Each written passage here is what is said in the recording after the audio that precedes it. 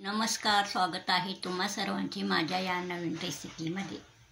आज मी करणार आहे शाही पुलाव, व्हेज शाही पुलाव। चला तर मग रेसिपीला सुरुवात करूया। येथे मी 1 ग्लास पाणी उकळण्यास ठेवलेला आहे। हा बघा, चांगला उकळल्यानंतर यामध्ये 1 चमचा तेल घालायचा। मग मी येथे तांदूळ 1 वाटी घेतलेला आहे, तो चांगला धुवून घेतलेला आहे। बासमती तांदूळ लांब लांब असा घ्यायचा।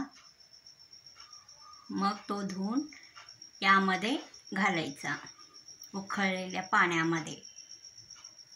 हा बघा, अशा प्रकारे मोकळा भात शिजवून घ्यायचा।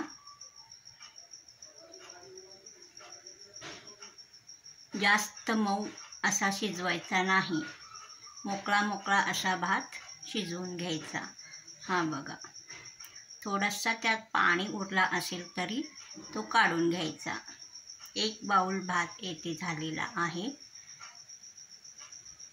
आता एक पॅन मी गॅसवर ठेवला आहे, म्हणजे कढई। त्या कढईमध्ये 2 चमचा तूप घालायचा।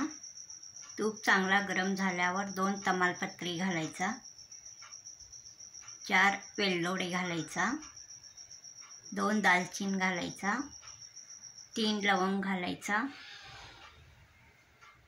थोडेसे मिरे घालायचा।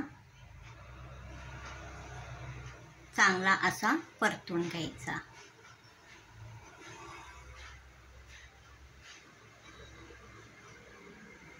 हा बघा, अशा प्रकारे। आता यात काजूचे काप मी अर्धा वाटी घेतलेला आहे, तो घालायचा। चांगला परतायचा।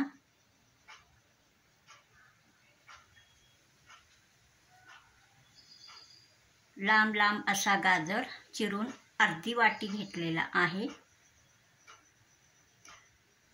तो घालायचा। चांगला परतायचा।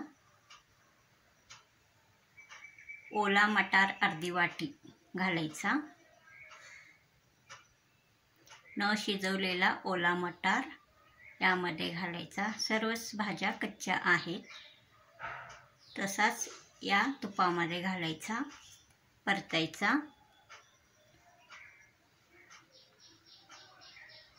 आता यानंतर शिजवून घेतलेला भात बासमती तांदळाचा तो घालायचा।